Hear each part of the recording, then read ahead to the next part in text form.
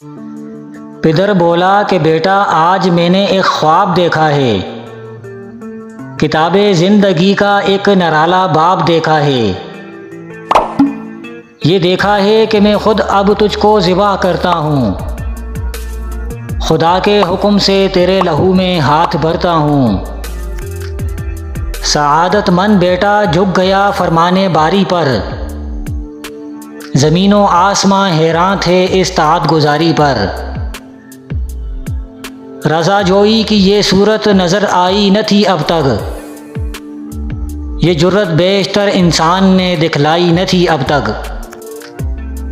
عجب بشاش تھے دونوں رضائے رب عزت پر، تامل یا تہذیب کچھ نہ تھا دونوں کی صورت پر۔ کہا فرزند نے اے باپ اسماعیل صابر ہے، خدا کے نام پر بندہ تعمیل حاضر ہے، مگر آنکھوں پر اپنی آپ پٹی باندھ لیجئے گا، میرے ہاتھوں اور پیروں میں رسی باندھ دیجئے گا، مبادا آپ کو صورت پہ میری رحم آ جائے، مبادا میں تڑپ کر چھوٹ جاؤں ہاتھ تھرائے۔ پسر کی بات سن کر باپ نے تعریف فرمائی، یہ رسی اور پٹی باندھنی ان کو پسند آئی۔ ہوئے اب ہر طرح تیار دونوں باپ اور بیٹے، چھری اس نے سنبھالی تو یہ جھٹ قدموں پہ آ لیٹے، پچھاڑا اور گھٹنا سینہ معصوم پر رکھا، چھری پتھر پر رگڑی ہاتھ کو حلقوم پر رکھا،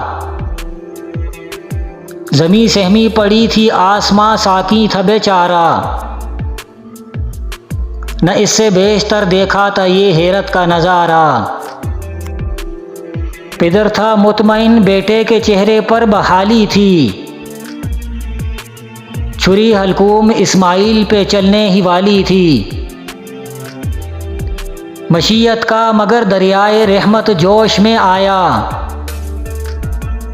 کہ اسماعیل کا ایک رونگٹا کٹنے نہیں پایا۔ ہوئے جبرائیل نازل اور تھاما ہاتھ حضرت کا، کہا بس امتحان مقصود تھا ایثار و جرت کا۔ خطاب اس دن سے اسماعیل نے پایا ذبیح اللہ، خدا نے آپ ان کے حق میں فرمایا ذبیح اللہ۔